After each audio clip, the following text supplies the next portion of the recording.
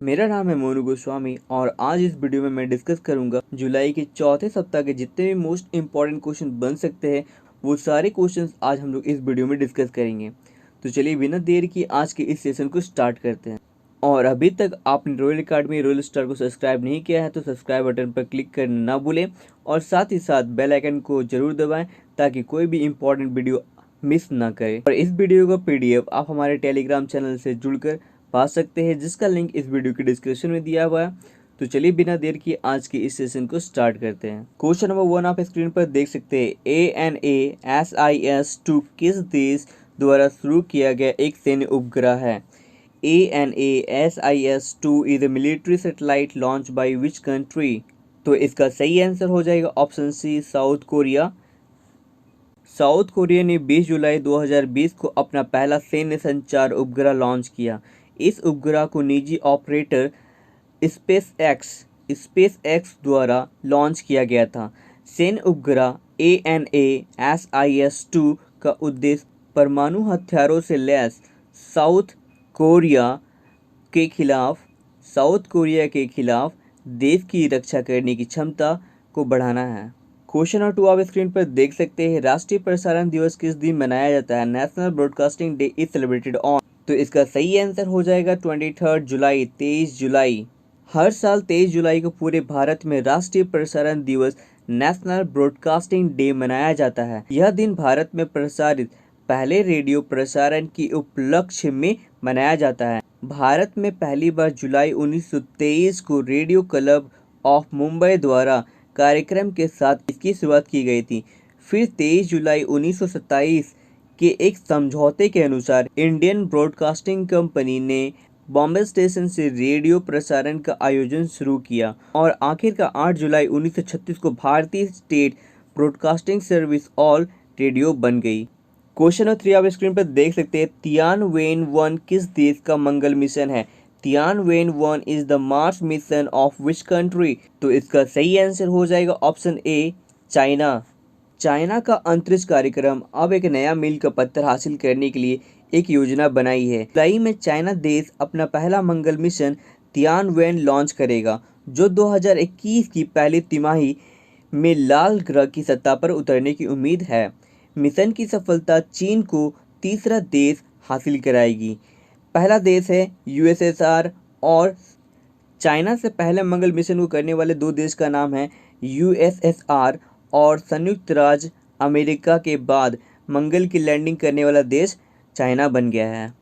Question number 4 आप screen पर देख सकते हैं। किन्हें ब्रिक्स CCI के लिए सलाहकार के रूप में नियुक्त किया गया है? इसका सही आंसर हो जाएगा ऑप्शन बी, साहिल सेठ।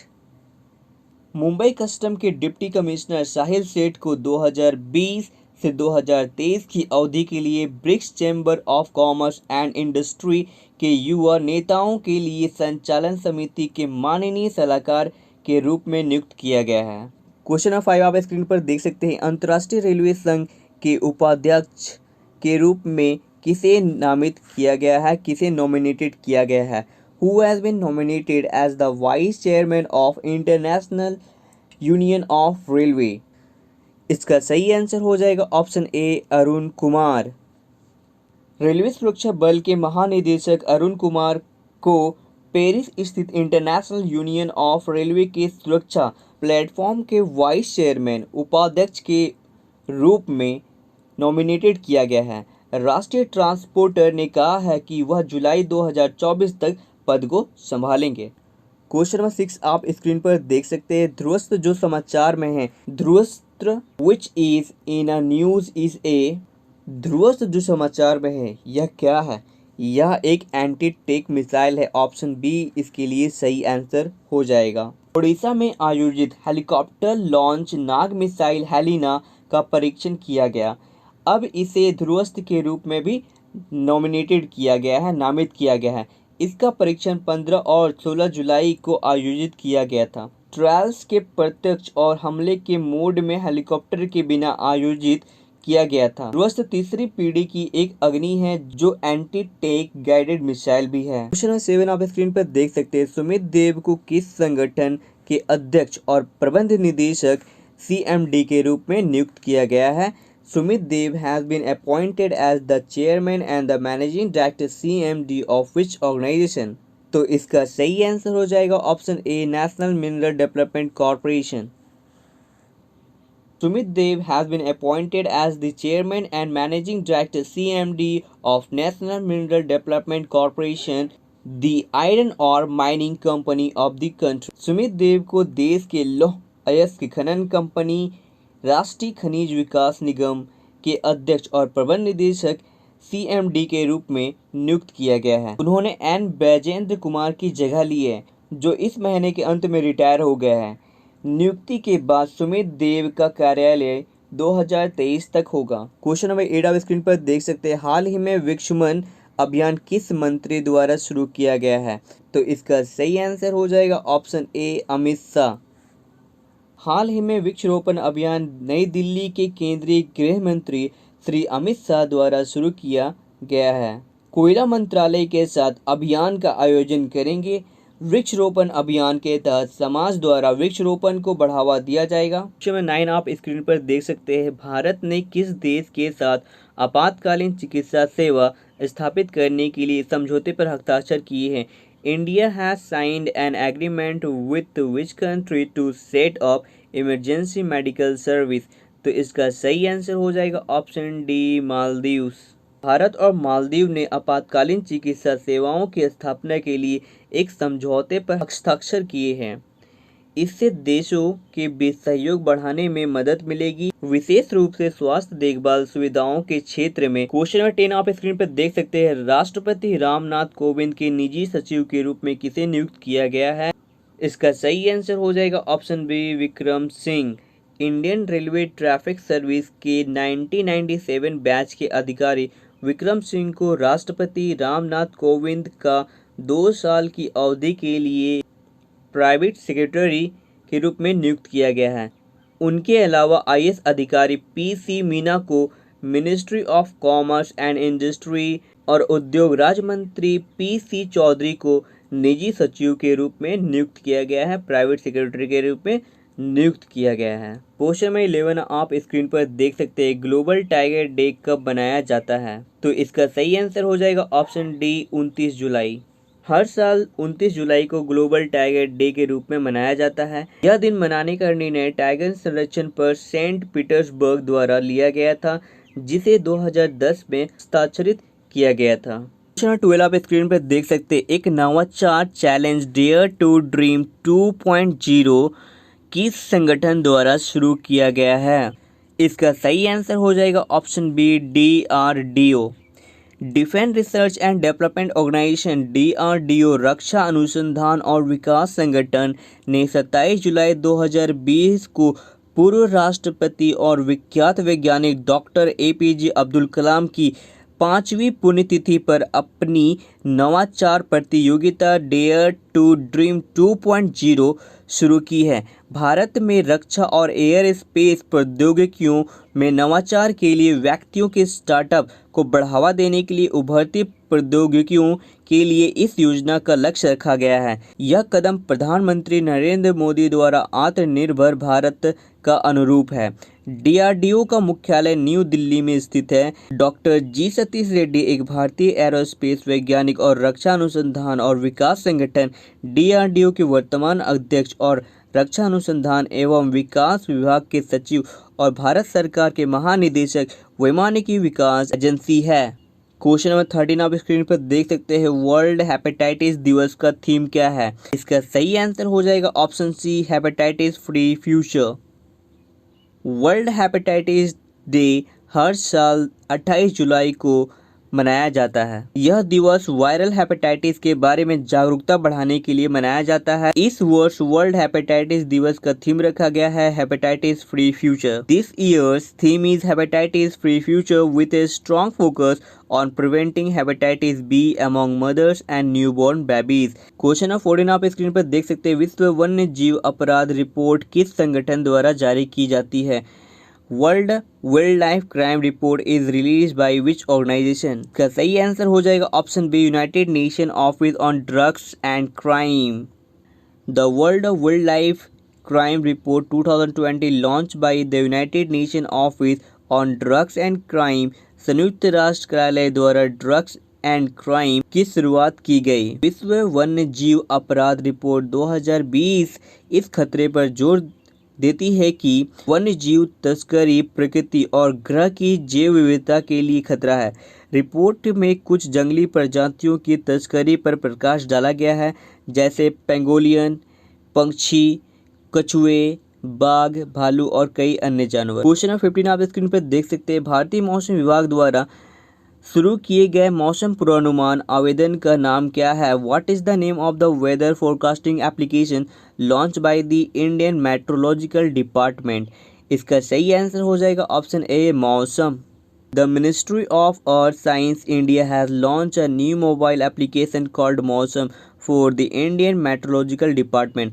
भारतीय पृथ्वी विज्ञान मंत्रालय ने भारतीय मौसम विभाग के लिए मौसम नामक एक नया मोबाइल एप्लीकेशन लॉन्च किया, जो उपयोगकर्ताओं को मौसम के अपडेट को ट्रैक करने और सरकार की ओर से चेतावनी सेवाओं के साथ साथ उन्नत पूर्वानुमान लाने में मदद करेगा। नंबर 16 आप स्क्रीन पर देख सकते हैं। राफेल फाइटर जेट किस फ्रेंच कंपनी द्वारा निर्मित किया गया है? Rafale fighter jet is manufactured by which French company? इसका सही आंसर हो जाएगा डिसॉल्ट एविएशन।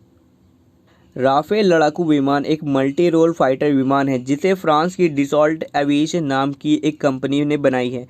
राफेल हवा से जमीन पर हमले के साथ परमाणु हमले करने में सक्षम होने के साथ साथ बेहद कम ऊंचाई पर उड़ान के साथ हवा मिसाइल दाग सकता है। इतना ही नहीं, इस विमान के ऑक्सीजन जनरेशन सिस्टम लगा है और लिक्विड ऑक्सीजन भरने की जरूरत नहीं पड़ती। इलेक्ट्रॉनिक स्कैनिंग रडार से 3D मैपिंग कर रियल टाइम में दुश्मन की पोजीशन खोज लेता है। इसके अलावा यह हर मौसम में लंबी दूरी के खतरे को भी समय रहते भाप सकता है और नज़दीकी लड़ाई के दौरान एक साथ कई टारगेट पर नज़र रख सकता है। यह जमीनी सैन्य ठिकाने के अलावा विमान वाहक पोत से भी उड़ान भरने में सक्षम है। राफेल विमान की अन्य विशेषताएं कुछ इस प्रकार हैं। यह विमान 36,000 फीट से 50,000 फीट तक की ऊंचाई भरने में सक्षम है। इतना ही नहीं, 1 मिनट में 50,000 फीट पर पहुंच सकता है। यह 3,700 किलोमीटर की रेंज कवर कर सकता है। इसकी रफ्तार 2,222 किलोमीटर प्रति घंटे की स्पीड है।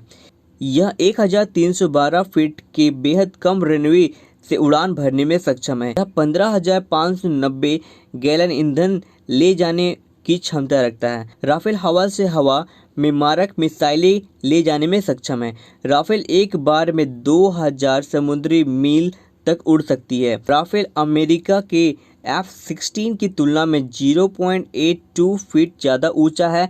राफेल अमेरिका के F-16 की तुलना में 0.79 फीट ज़्यादा लंबा है। इसके विंगों की लंबाई 10.90 मीटर, जेट की ऊंचाई 5.30 मीटर और इसकी लंबाई 15.30 मीटर है। राफेल उड़ाने वाले पहले भारतीय पायलट बने कश्मीर के हिलाल अहमद।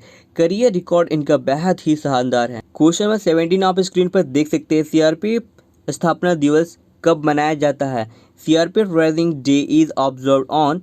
इसका सही आंसर हो जाएगा ऑप्शन डी 27 जुलाई। देश के सबसे बड़े अर्धसैनिक बल का 81 स्थापना दिवस 27 जुलाई 2019 को मनाया गया। 1939 में इसी दिन सीआरपीएफ क्राउन रिप्रेजेंटेटिव की पुलिस के रूप में अस्तित्व में आई थी। क्वेश्चन नंबर 18 आप स्क्रीन पर देख सकते हैं। राम मंदिर का शिलान्यास प्रधानमंत्री द्वारा कब रखा जाएगा और टाइम कैप्सूल क्या है? राम मंदिर का शिलान्यास प्रधानमंत्री द्वारा 5 अगस्त को रखा जाएगा और टाइम कैप्सूल जिसे for discovery in the future भी कहा जाता है। राम मंदिर 2 लाख से अधिक ईंटों की नींव पर खड़ा होगा जिन पर श्री राम अंकित होगा। साथ ही 22.6 किलोग्राम भारी चांदी की ईंट भी होगी जिसे 5 अगस्त को 12:15 पर प्रधानमंत्री द्वारा रखा जाएगा। मंदिर की शानदार संरचना का निर्माण 2023 के अंत तक, जो अब से 3 साल से थोड़ा अधिक है, राम जन्मभूमि तीर्थ क्षेत्र ट्रस्ट अयोध्या में राम मंदिर के तहत 2000 फीट पर टाइम कैप्सूल रखा जाएगा। टाइम कैप्सूल में राम जन्मभूमि का विस्तृत इतिहास होगा। ट्रस्ट के सदस्य कमहेश्वर चौपाल के अनुसार क्षेत्र में किसी भी भविष्य के विवाद से बचने के लिए कैप्सूल को 2000 फीट नीचे रखा जाएगा। प्रधानमंत्री नरेंद्र मोदी 5 अगस्त 2020 को मंदिर भूमि पूजन करेंगे।